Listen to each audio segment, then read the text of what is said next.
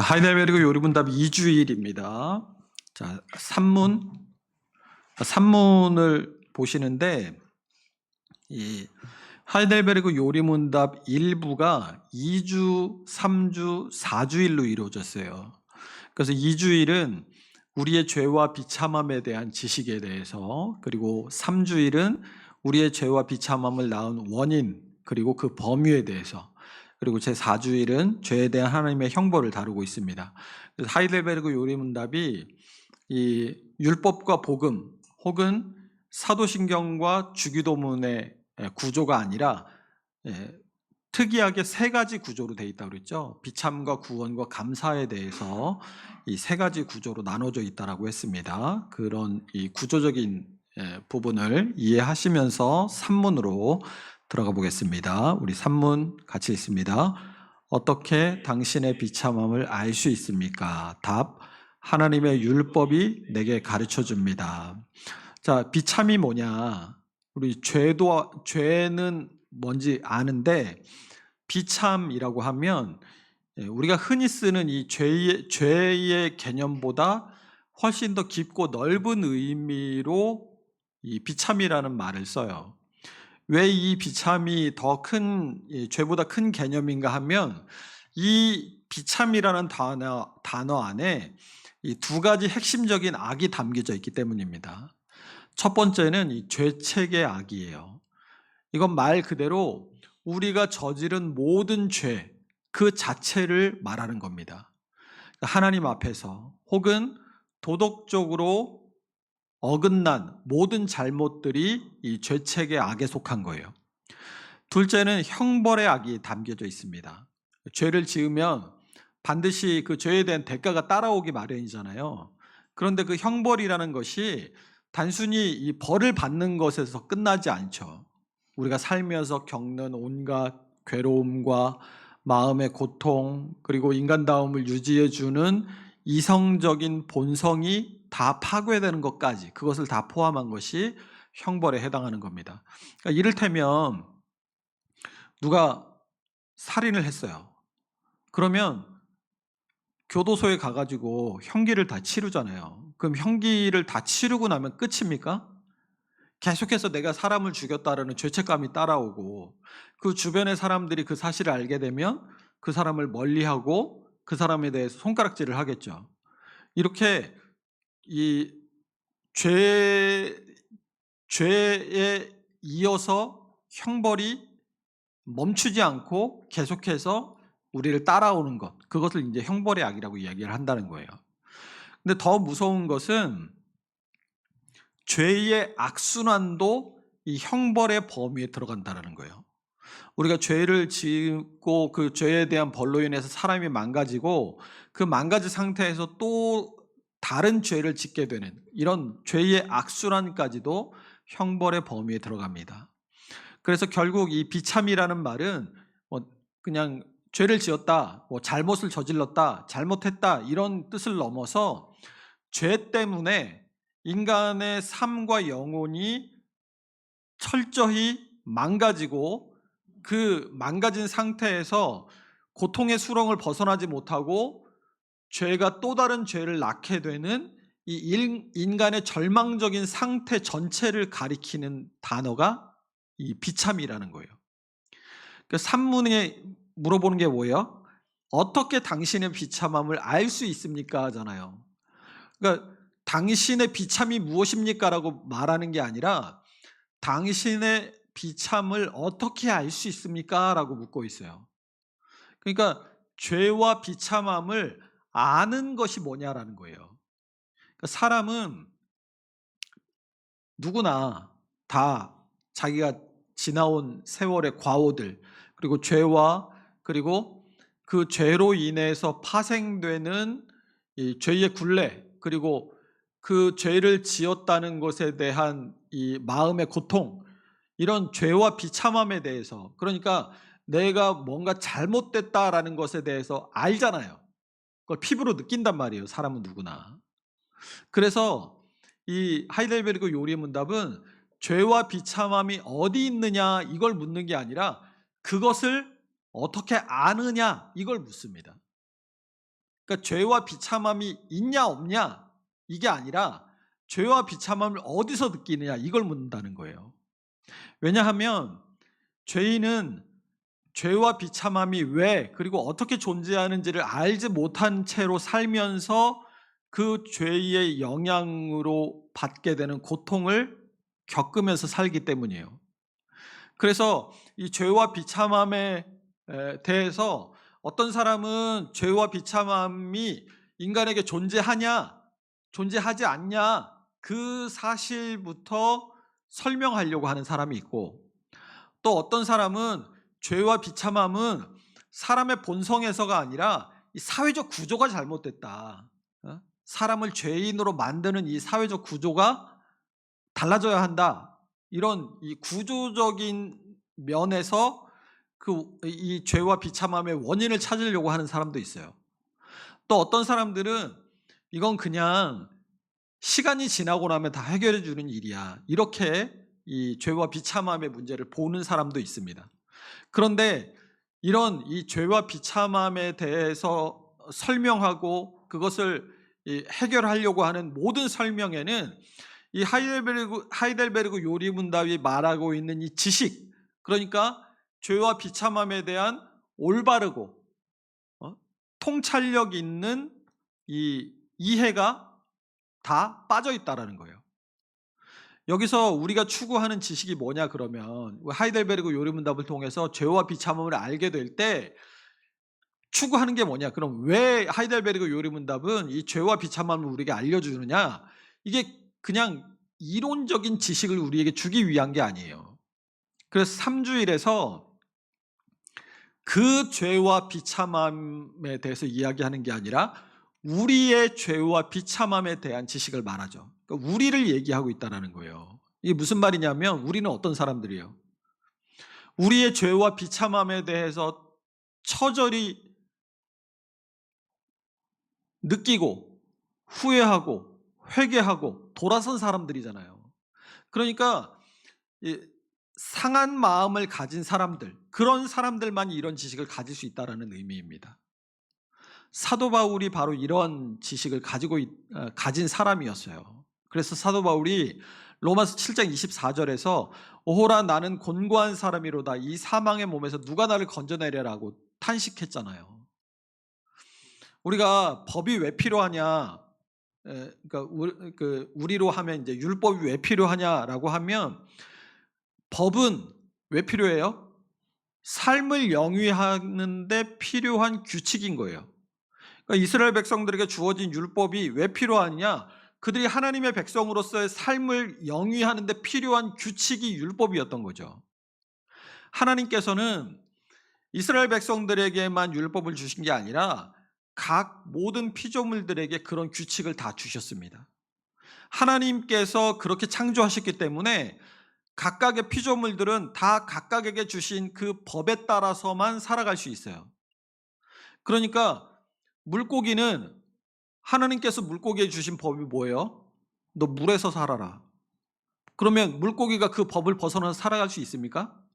물고기가 물에서 벗어나면 죽어요. 새는 공중에서 살아가잖아요. 새가 날지 못하고 기어다니면 어떻게 하겠어요? 뛰어다니면 어떻게 하겠어요? 닭처럼 우리나라 연간 닭 소비량이 뭐 세계 최고 수준이라고 막 그러는데 잡혀 먹는 거예요. 법대로 살지 못하면.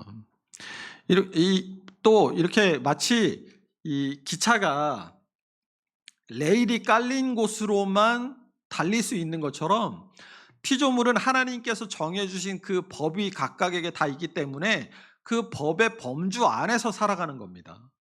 그래서 시편 119편 165절 166절 읽어볼게요. 주의 법을 사랑하는 자에게는 큰 평안이 있으니 그들에게 장애물이 없으리이다. 여호와여 내가 주의 구원을 바라며 주의 계명들을 행하였나이다. 그 시편 기자는 이 하나님의 법이 무엇인지를 깨달았기 때문에 이렇게 노래하고 있는 거예요. 그래서 우리에게는 이제 그냥 일반 은총 속에서의 법이 아니라 특별 은총 속에서 율법이 주어졌잖아요. 성경에서 말하는 율법이 뭐냐? 첫 번째는 하나님께서 우리에게 요구하시는 것. 그것이 율법이고, 두 번째는 우리가 구원을 받기 위해서 해야 하는 모든 것. 그것이 또 율법입니다. 그리고 복음은 그러면 뭐겠어요? 복음은 하나님께서 점진적으로 나타내시는 그분의 약속을 의미해요. 그러니까 우리를 구원하시기 위해서 그분이 행하셨고 지금도 행하고 계시고 장차 행하실 모든 일들을 압축해서 복음이라고 말한다는 거예요. 하나님께서는 사람들이 이 일반 은총 속에서 이 도덕적 행동을 하면서 살아가라고, 그러니까 인간이 이 자기의 의지로 어떤 행동들을 결정하게 되는 경우들을 만나게 되잖아요. 그런 경우들의 테두리를 정해 주시기 위해서 도덕법을 주셨어요. 그러니까 사람은 창조받을 때부터 이 법의 범주가 자기에게 있다는 것을 알고 있었어요. 그런데 어떻게 했어요? 죄를 범함으로써 도덕법의 범주를 넘어섰고 하나님의 법을 넘어섰고 이 도덕법의 지배 아래 자기 자신을 가둬버린 거예요. 그리고 그 하나님께서 우리에게 주신 지식마저 상실해버리고 말았습니다. 왜요? 우리가 죄에 대하여 죽었기 때문에. 그러나 하나님께서는 어떻게 하셨습니까? 사람을 찾아오셔서 그들에게 약속하시고 그 하나님의 신실하심을 따라서 그 약속을 계속 유지해 가시는 동안 계속해서 그분의 법을 계시해 주셨어요. 그리고 하나님께서는 이러한 도덕법을 이 족장이 새로 태어날 때마다 찾아오셔 가지고 또 약속하고 또 약속하고 또 약속하고 할 수는 없잖아요. 사람은 점점 많아지는데.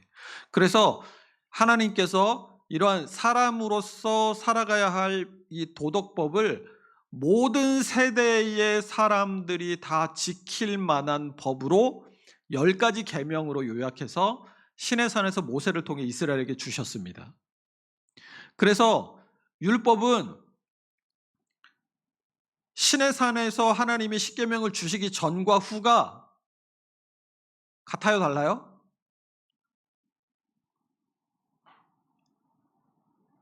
자, 다시요.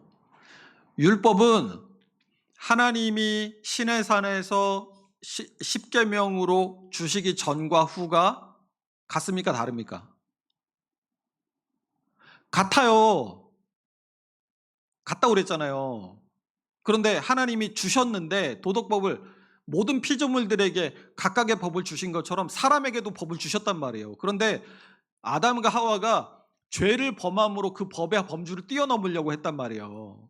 예? 그러니까 하나님이 주신 그 법은 같았어요. 예? 죄가 있기 전과 후가 같았고 하나님이 모세를 통해 십계명을 주시기 전과 후가 같단 말이에요. 그런데 뭐가 달라요? 주시는 방식이 달랐을 뿐이에요. 아담과 하와에게는 하나님께서 직접 찾아오셨죠. 그리고 이거 하지 말아라, 이거 해라 하고 직접 친구처럼 말하면서 알려주셨어요. 그리고 아브라함을 통해서, 이삭을 통해서, 야곱을 통해서 그들에게 찾아오셔서 언약을 주심으로 그 약속을 계속해서 이어가셨잖아요. 율법을 주는 방식이 달라졌을 뿐인 거예요. 아담에게는 직접 나타나셔서, 아브라함 이후의 족장들에게는 다른 모습으로 나타나셔서, 혹은 언약을 통해서, 그리고 마침내 시내산에서 돌판에 10가지 계명을 새겨주시는 방식을 통해서, 그러니까 율법은 같은데 그 율법을 주시는 방식만 달라졌을 뿐인 거예요. 그렇다면 하나님께서 이 사람을 창조하실 때부터 지금까지 주신 율법이 같다면 우리가 하나님의 나라에 가서 영화롭게 될 거 아니에요. 그럼 그 영화로운 상태에서도 율법은 어떻게 된다는 거예요? 동일한 율법이라는 거예요. 그래서 예수님께서 1점 위례기라도 달라지지 않을 거라고 말씀하시잖아요. 로마서 3장 20절이 율법으로는 죄를 깨달음이라고 가르쳐요.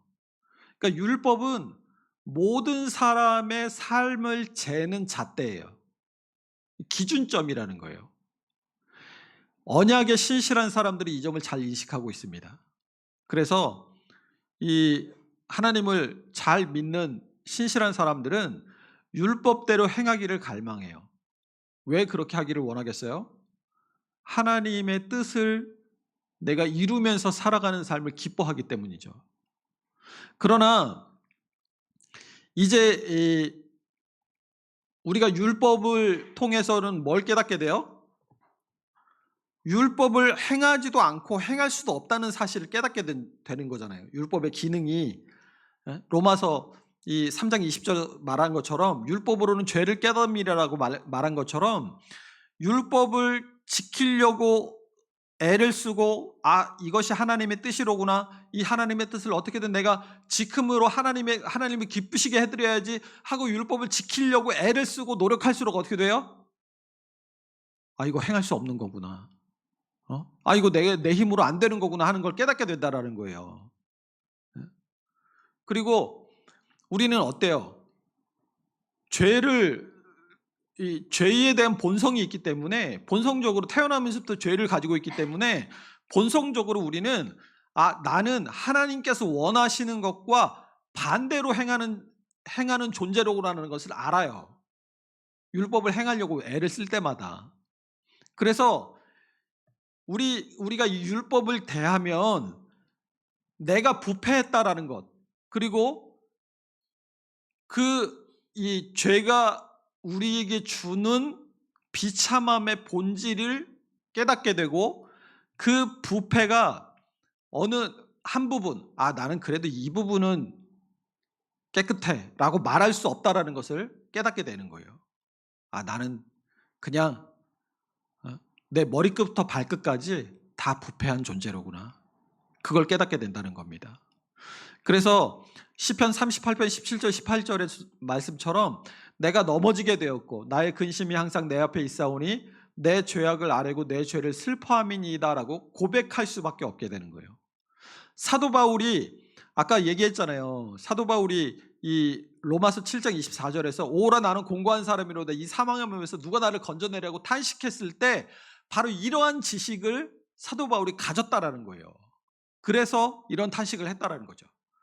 그러니까 우리도 율법을 지키려고 하면 할수록 사도 바울처럼 나는 어쩔 수 없는 존재로구나, 그걸 더 깊이 절실히 깨달을 수밖에 없다라는 겁니다.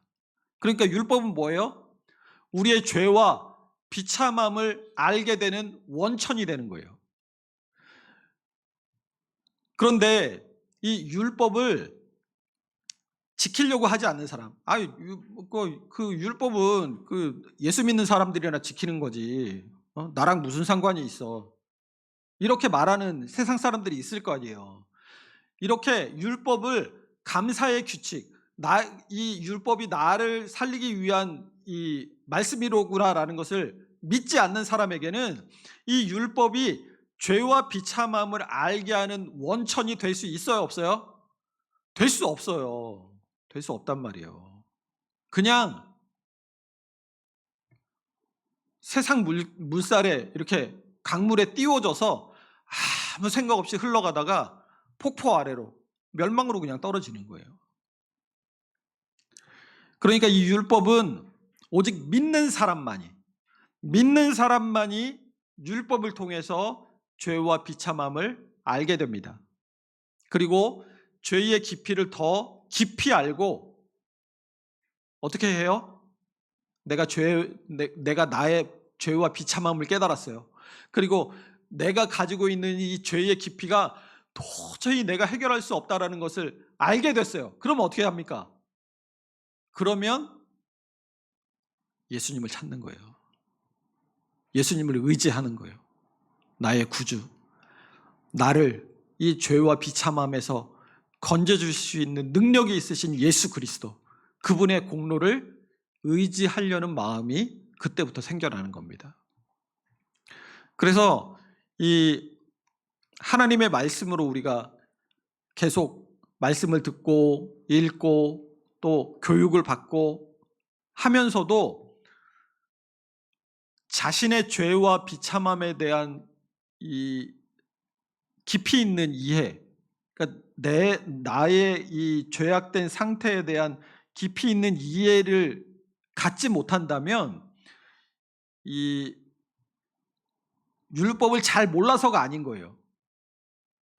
잘 몰라서가 아니라 내가 이 언약의 하나님을 믿기를 거절하고 그분의 언약을 존중하지 않는 마음이 내 안에 있기 때문에 내 죄와 비참함의 인식이 다른 사람만 못한 거라는 거예요. 그래서 내가 나의 죄와 나의 비참함에 대해서 나는 잘 모르겠어요. 그걸 피부로 느끼지 못한다면 사실은 이것마저도 우리를 정죄하는 것이 되는 거예요. 내가 죄와 비참함에 대해서 나는 왜 내가 교회를 오래 다녔지만 나는 내가 무슨 죄가 있는지 모르겠어요 하면 어떻게 되겠어요? 지금은 교회를 다니고 있겠지만 그 죄와 비참함을 모르는 상태로 이 율법의 통제를 벗어나서 자기 갈 곳으로 가게 되는 거예요. 결국 이 자신의 죄와 비참함에 대한 이해와 지식이 없는 사람은 제 곳으로 가게 돼 있어요.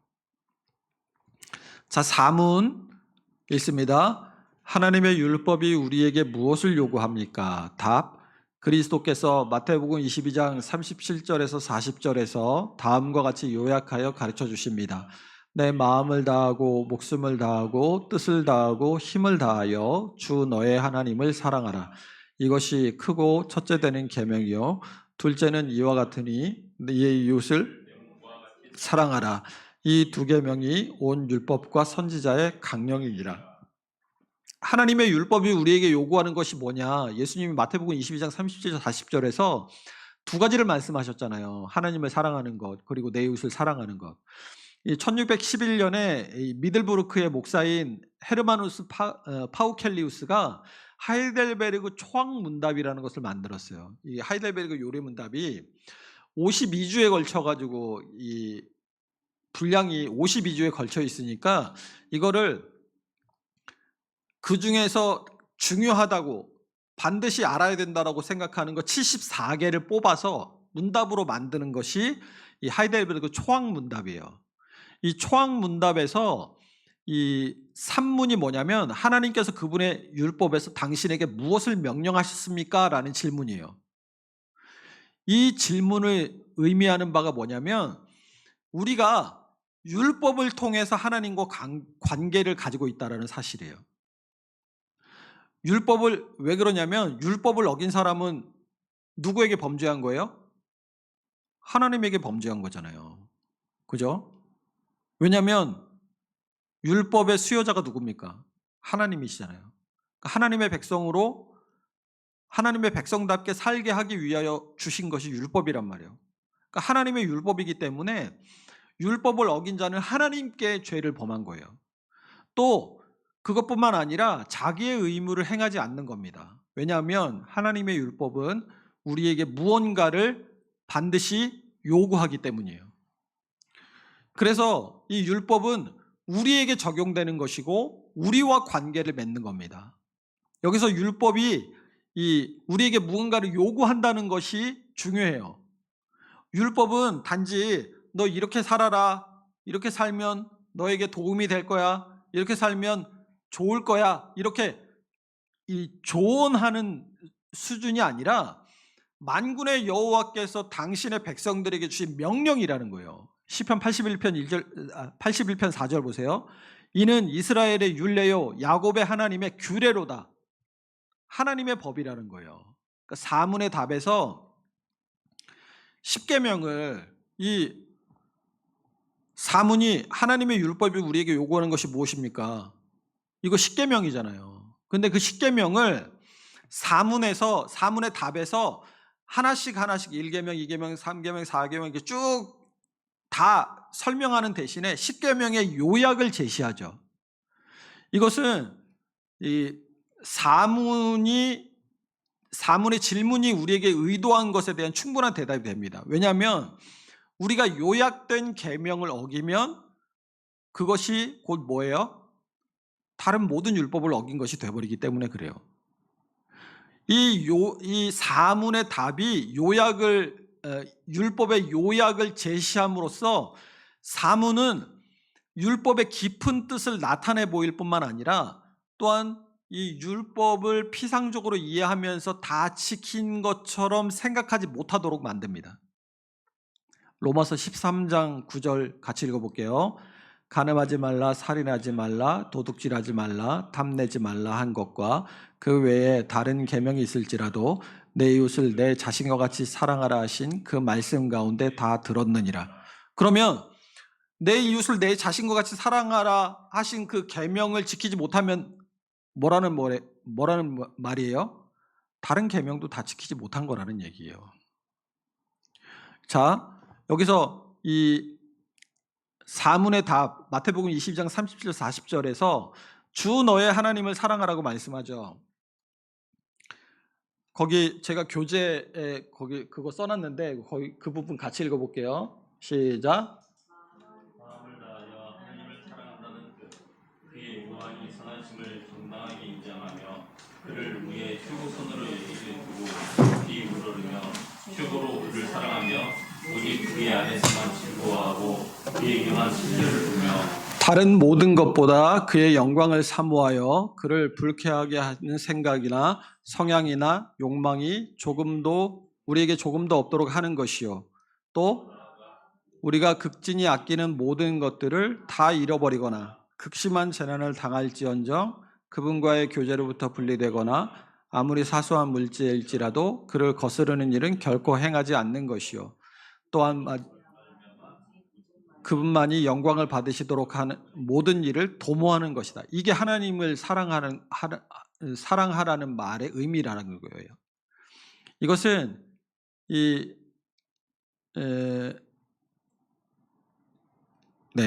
넘어갈게요.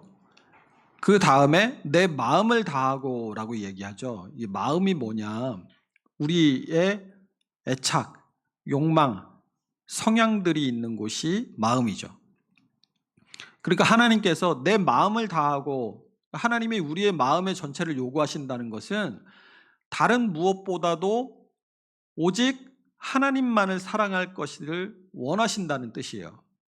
그러니까 우리 마음이 한쪽은 우리 마음의 이쪽 부분은 여기가 있고 이쪽 부분은 여기가 있고 이러면 안 되고 우리의 모든 마음 100%가 전적으로 하나님을 향해 있어야 된다는 뜻입니다.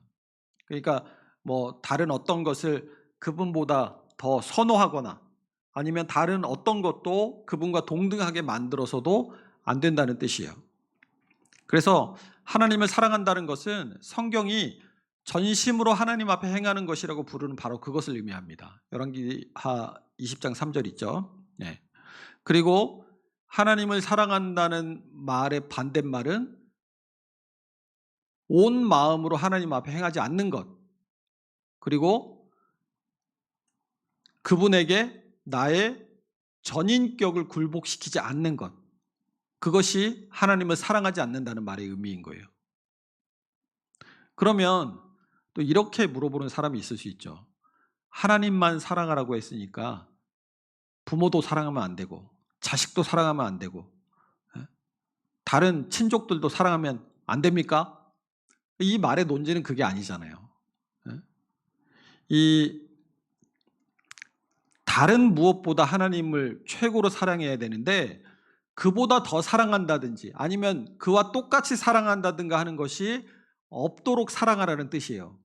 그러니까 우리의 이웃과 부모와 자녀와 다른 이들도 사랑해야 합니다. 단 다른 무엇보다 더 귀하게 최고로 사랑해서는 안 된다는 거예요. 만약에 부모님을 사랑하는데 하나님과 동등하게 사랑하거나 하나님보다 더 선호해서 사랑하거나 그러면 안 된다는 거예요. 그러니까 하나님보다 내 이웃을 사랑하라고 내 이웃을 사랑하는 것이 하나님을 사랑하는 거하고 같은 거라고 했으니까 내가 부모님을 정말 사랑해야지. 부모님이 너 교회 가지 마 그러면 교회 안 가는 게 그러면 사랑을 실현하는 겁니까? 그렇지 않다라는 거예요. 예? 하나님을 거스를지언정 부모를 거스르지 않는 그런 태도로 사랑해서는 안 된다는 거예요. 예? 그러니까 전제 자체가 다른 일을 사랑해야 되는데 하나님을 사랑하는 것 다음으로 사랑해야 된다는 얘기예요. 하나님 말고는 다른 걸 사랑하지 말라는 말이 아니에요. 자, 내 목숨을 다하고, 이 목숨을 영어로는 soul, 이 혼이라고 번역을 해놨어요. 그러니까 우리의 존재 중에서 의지를 담당하는 부분을 의미합니다. 그러니까 이 내 목숨을 다하고라는 말은 우리의 의지를 다해서 사랑하라는 뜻이에요. 너의 목적과 의지를 다 들여서 하나님을 사랑해라, 이런 뜻입니다. 내 뜻을 다하고, 이 뜻이 이 마인드예요, 영어로는. 그래서 정신 혹은 지성을 뜻합니다. 그러니까 내가 뭔가를 깨닫는다든지 이런 의식의 활동, 뭔가를 지각하게 되는, 알게 되는 작용, 이런 것을 이 뜻을 다하고라고 이야기를 하는 거예요. 이게 무슨 말이냐면 내가 뭔가를 깨달은 만큼 하나님을 사랑하라는 뜻이잖아요. 그러니까 네가 하나님에 대해서 배우고 아는 것만큼 그를 사랑하는 뜻이에요. 이렇게 하려면 어떻게 해야 돼요?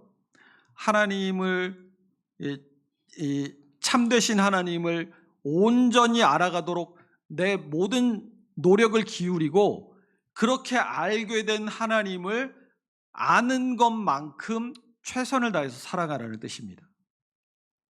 우리가 하나님을 아는 것만큼 사랑할 수 있잖아요. 그죠? 하나님에 대해서 잘 모르면 내가 아는 것만큼만 하나님을 사랑할 수 있지, 하나님의 사랑이 무궁무진하다는 것, 그리고 하나님의 신실하시다는 것, 그 하나님의 성품에 대해서 우리가 알지 못하면 아는 것만큼만 사랑할 수 있고 그 나머지 부분은 우리가 버리는 게 돼버려요. 그러니까 불완전하게 하나님을 사랑할 수밖에 없게 되는 거죠. 왜 그러겠어요? 부분적으로 그를 알기 때문에. 그러니까 우리는 최선을 다해서 하나님을 온전히 알기 위해 노력해야 되고, 온전히 아는 만큼 그만큼 하나님을 사랑해야 된다는 뜻입니다. 고린도서 13장 10절에는 온전한 것이 올 때 부분적으로 하던 것이 패할 것이라고 이야기를 합니다. 장차 올 세상에서는, 지금은 우리가 하나님을 알려고 애쓰고 부단히 노력해도 하나님에 대해서 완전히 알지 못하지만, 장차 올 하나님의 나라에서는 하나님에 대한 온전한 지식을 갖게 될 거예요. 그러면 아는 만큼 사랑할 수 있다고 했으니까, 하나님 나라에 가면 우리는 하나님을 얼만큼 사랑하게 되는 거예요? 하나님을 완전히 사랑하게 되는 겁니다. 그 다음에 내 힘을 다하여라고 하죠. 이것은 우리의 이 겉과 속의 모든 활동들, 그러니까 모든 행위들을 다 포함하는 거예요. 그러니까 모든 것이 나의 말과 생각과 행동, 그 모든 것들이 하나님의 율법에 일치하도록 그를 사랑하라는 뜻입니다. 이것이 크고 첫째 되는 계명이요. 하나님을 사랑하는 것을 우리가 예수님께서 첫째 되는 계명이라고 말씀하잖아요. 왜 첫째 되는 계명이라고 예수님이 말씀하셨냐면, 이 하나님을 사랑하라는 것이 다른 모든 계명들의 근원이기 때문이고, 다른 모든 계명들이 다 이 계명에서 나오기 때문이에요. 이 율법과 선지자의 강령이라고 말하는 하나님 사랑과 이웃 사랑도, 만약에 하나님 사랑이 없다고 하면 이웃 사랑이 나올 수 있습니까? 나올 수 없어요. 하나님 사랑이 전제되고 이웃 사랑이 나오는 거지, 하나님 사랑을 빼버리고 이웃 사랑만 존재할 수는 없다라는 거예요. 그래서 이 하나님을 사랑하라라는 이 계명은 우리가 다른 모든 하나님이 주신 말씀들에 순종하도록 만드는 유효하고 최종적인 원인이 되는 겁니다. 왜 우리가 착하게 살아야 돼요? 왜 우리가 주의 복음을 전해야 됩니까? 왜 우리가 이웃을 사랑하고 이웃을 위해 헌신하고 봉사해야 돼요? 우리가 하는 모든 신앙의 행위들이 전부 다 우리가 하나님을 사랑하기 때문에 하는 거예요. 그래서 이웃을 사랑하는 것도 우리가 하나님을 사랑하기 때문이고, 이웃을 향한 사랑에서 하나님을 향한 우리의 사랑을 드러내기 위해서 이웃을 사랑하는 거예요. 이것을 가리켜서 하나님을 사랑하는 것을 가장 큰 계명이라고 부르는 이유는 세 가지예요. 첫 번째는 그 직접적인 대상이 가장 크신 하나님 자신이기 때문에 그래요. 그리고 두 번째는 다른 모든 계명들이 바라보는 목표이기 때문에 그렇습니다. 우리가 하는 모든 순종들이 하나님을 향한 우리의 사랑을 드러내 보이도록 하고 또 그분의 이름을 존귀하게 하기 위한 것이기 때문이에요. 세 번째로, 하나님을 사랑하는 것이 하나님께 드리는 주된 예배고 의식법이 이것을 보조했고 또한 그것을 자리를 내주었기 때문이에요. 그러니까 우리가 그러니까 의식법을 오늘날로 얘기하면 예배예요. 그러니까 왜 예배하냐는 거예요. 하나님을 사랑하는 그 하나님 사랑을 드러내기 위해서 우리가 예배하는 거 아닙니까? 안 그러면 뭐하러 예배하겠어요?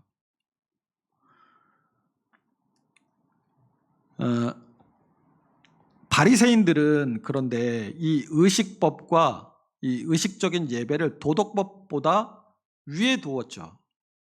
그런데 그리스도께서는 이 사랑을 가장 큰 계명이라고 부르시면서 도덕법과 도덕적인 예배를 의식법보다 위에다 놓으셨습니다. 왜냐하면 의식 체계 안에서 제정된 모든 것들이 다 뭘 위한 거예요? 사랑을 위한 거예요. 하나님 사랑을 위한 거예요. 또 그것에 자리를 내주도록 다른 모든 이 법들이 이 하나님 사랑에 자리를 내주도록 의도되어 있기 때문에 그래요. 자, 그러면 그 다음에 둘째도 그와 같으니 내 이웃을 내 자신같이 사랑하라.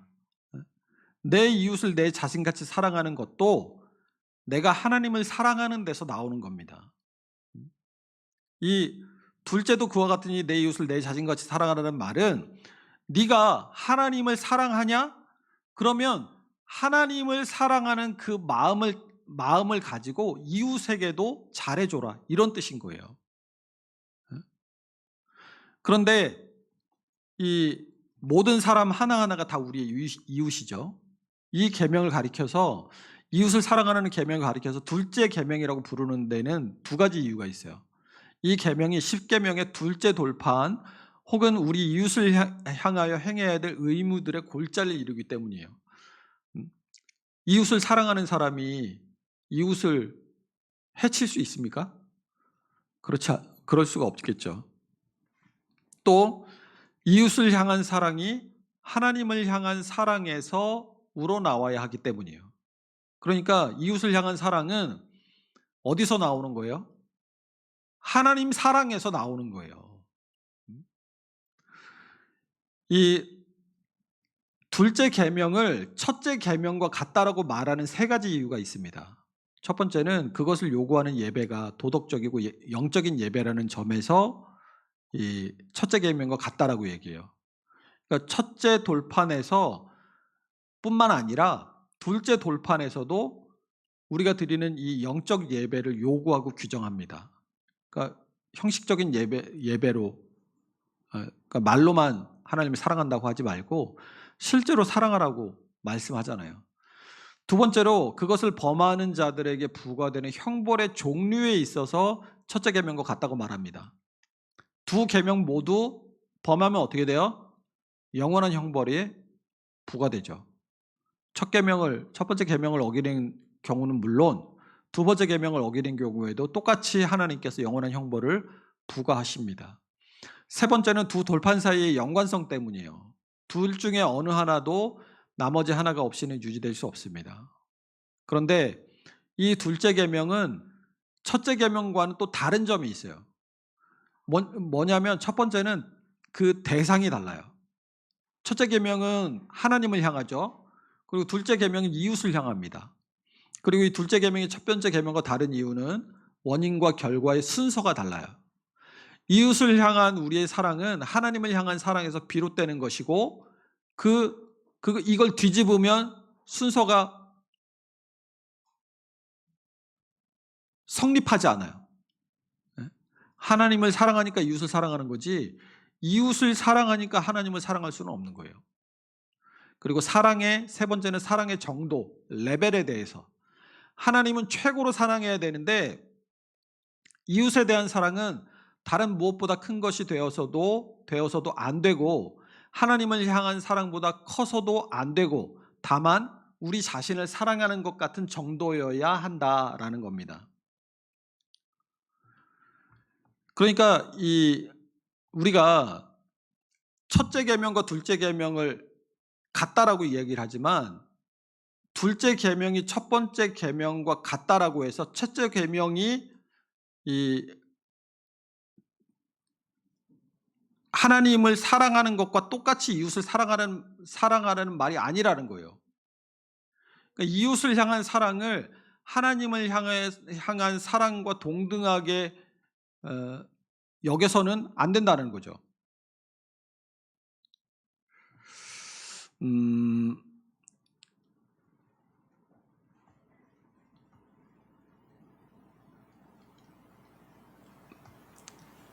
이거를 좀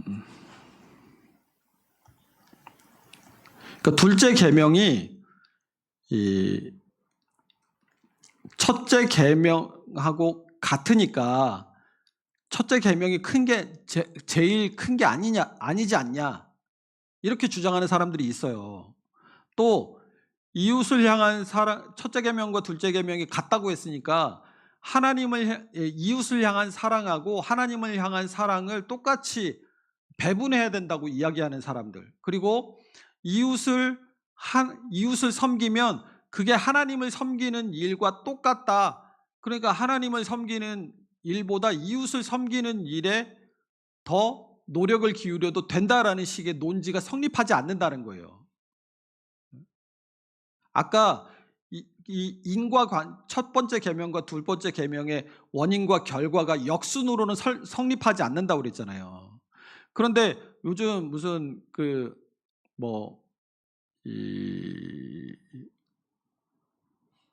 성소수자 예배나 아니면 이 동성애 관련된 이 예배자들이 이 뉴스앤조이 같은 기사들 보면 많이 나오거든요. 그러니까 이 사람들은 이웃을 사랑하는 게 하나님을 사랑하는 거기 때문에 이웃 사랑에 몰빵을 해요. 그런데 이게 성립하지 않는다는 거예요.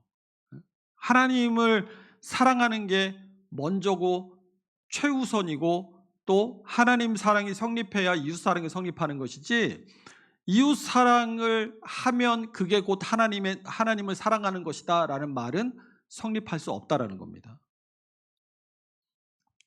자, 5문 읽어볼게요. 당신은 그 모든 계명을 완전히 지킬 수 있습니까? 답, 아닙니다. 나는 하나님과 내 이웃을 미워하는 본성을 가지고 있습니다. 당신은 그 모든 계명을 완전히 지킬 수 있습니까? 라는 질문은 앞에 이 3문과 4문의 질문하고 연결됩니다. 그래서 우리의 비참함을 율법에서 알 수 있는 방법이 뭐냐? 그걸 얘기해요. 첫 번째는 우리 자신을 율법에 비추어 보는 것이고 두 번째는 율법의 저주를 우리에게 적용시켜 보는 거예요. 우리 자신을 율법에 비추어 본다는 말이 무슨 말이냐면 율법이 우리에게 요구하는 순결함이 과연 우리에게 있는가 하는 것을 살펴보는 거예요. 이렇게 비춰보면 우리의 모습이 율법이 우리에게 요구하는 상태가 아니라는 것을 발견하게 되죠. 율법은 뭘 요구해요? 하나님을 향한 완전한 사랑을 요구하잖아요. 그런데 우리 안에는 뭐만 있어요? 하나님을 향한 반감과 미움밖에 아무것도 없어요. 또 율법은 이웃을 향한 완전한 사랑을 요구하는데 우리에게는 이웃에 대한 적임만 있어요. 그래서 이렇게 성경의 여러 곳에서 우리를 정죄하는 바와 같이 우리의 비참함의 첫 부분, 그러니까 우리의 부패성에 대한 지식을 얻게 된다라는 거예요. 율법을 보면 율법을 우리에게 율법이라는 거울로 우리를 비춰보면 우리 안에 하나님을 사랑하는 것도 없고 이웃을 사랑하는 것도 없다라는 거예요. 이 성경의 여러 곳에서 우리의 비참함의 첫 부분, 그러니까 우리가 전적으로 부패했다, 타락했다라는 것에 대한 지식을 율법을 비춰보면 얻게 된다라는 겁니다. 두 번째로 율법의 저주를 우리에게 적용시켜 보면 알게 되는데, 이 3단 논법을 통해서 율법의 저주를 우리에게 적용시켜 봅니다. 3단 논법은 대전제, 소전제, 결론으로 이렇게 나오는 거잖아요. 그러니까 이 3단 논법을 통해서 율법의 저주를 우리에게 적용시켜 보면 이렇게 돼요. 대전제는 누구든지 율법책에 기록된 대로 모든 일을 항상 행하지 않는 자는 저주 아래에 있다라는 율법의 음성이죠. 이게 대전제예요. 그리고 소전제는 우리의 양심입니다. 나는 율법에 기록된 대로 모든 일을 항상 행할 수 있다 없다? 없다. 양심이 그것을 우리에게 증거해줘요. 그러면 대전제와 소전제를 통해서 도출되는 결론이 뭐예요? 율법의 선고를 그대로 우리 자신에게 확정하는 거예요. 그러므로 나는 저주 아래에 있는 자다. 그것을 확증하는 겁니다. 3단 논법을 통해서. 우리 각 사람의 양심은 이런 3단 논법을 인정할 수밖에 없어요. 이 3단 논법의 대전제가 하나님의 율법이고 소전제가 우리가 행한 일에 대한 지식, 양심이고 그 결론은 죄로 인해서 우리를 정죄하는 율법의 선고를 인정할 수밖에 없는 것인데, 양심이 뭐냐? 양심은 다른 게 아니에요. 이 3단 논법이 내 마음에 형성되는 거예요. 이게 무슨 뜻이겠어요? 3단 논법이, 양심이 이 3단 논법이 우리 마음에 형성된다는 것은, 우리가 이 양심이 없는 사람은 이 3단 논법의 대전제도 소전제도 인정하지 않아요. 우리가 이 하나님의 말씀을 지키지 않는다는 저주 아래에 있는 자다라는 이 율법의 전제를 인정하지 않고 내가 죄를 지은 사람이다라는 소전제를 인정하지 않으면 결론도 어떻게 나와요? 결론도 안 나오는 거예요. 내가 저주 아래에 있다는 결론이 나올 수가 없습니다. 그러니까 양심은 뭐예요? 이 3단 논법을 내가 인정하는 게 양심인 거예요. 율법의 선고로 이렇게 이 율법의 우리는 이 저주 아래에 있는 자다라는 율법의 선고로 말미암아서 슬픔과 절망이 우리 안에 생기게 되잖아요. 그리고 그 슬픔과 절망은 어떻게 해결이 됩니까? 첫 번째는 복음의 위로가 우리에게 베풀어질 때, 복음이 우리에게 베풀어질 때 그 슬픔과 절망에서 노임받게 돼요. 두 번째는 우리의 중보자 되신 하나님의 아들인 그리스도로 말미암아 죄 씻음을 받기 전에는 그 문제가 해결되지 않습니다.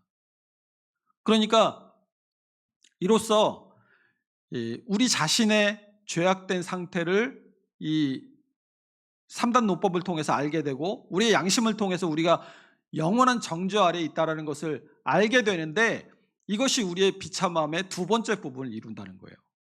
아까 앞에서 오문 앞에서 첫 번째 부분이, 우리 비참함의 첫 번째 부분이 뭐라 그랬어요? 우리의 부패성에 대한 지식을 얻게 되는 거라고 그랬잖아요. 두 번째가 우리가 영원한 정죄 아래에 있다는 사실을 알게 되는 거예요. 그러니까 합치면 뭐예요? 우리의 비참함은 뭐라는 거예요? 우리는 완전히 부패했고 타락했고 우리는 영원한 정죄 아래에 있다. 이것이 우리의 죄와 비참함의 상태인 겁니다. 이런 논지로 말미암아서 모든 사람들이 죄를 깨닫게 되는 거예요. 율법은 모든 사람들에게 순종을 요구하죠. 그 율법을 내가 인정하든 인정하지 않든 율법은 모든 사람들에게 순종을 요구하고 이것을 이행하지 않을 때는 영원한 형벌과 정죄를 선고합니다. 나는 예수 믿는 사람 아니니까, 교회 안 다니까, 하나님 안 믿는 사람이니까 그 율법이 나한테 적용되지 않아. 내가 그렇게 생각한다고 해서 그게 적용되지 않는 게 아니라는 거예요. 예? 죽어보면 알아요. 죽어보면 자기가 눈을 딱 떴는데 광명한 천국에서 눈을 뜰지 아니면 이 시뻘건 지옥 불길에서 눈을 뜰지 내가 하나님을 인정하든 인정하지 않든 율법은 우리에게 순종을 요구한단 말이에요. 그런데 복음이 아니고서는 누구도 이 율법의 요구를 이룰 수 있어요? 없어요. 그렇기 때문에 율법은 모든 사람을 영원한 정죄 아래 두는 겁니다. 자, 이제 이 다음 3주일에서 우리의 죄와 비참함을 낳은 원인과 그 범위에 대해서 알아보고 4주일에 죄에 대한 하나님의 형벌을 다룬 다음에 그러면 이런 이 죄와 비참함의 이 절망적인 상태 가운데 있던 우리에게 무엇이 구원이 되는가를 우리 5주일부터 살펴보게 될 겁니다.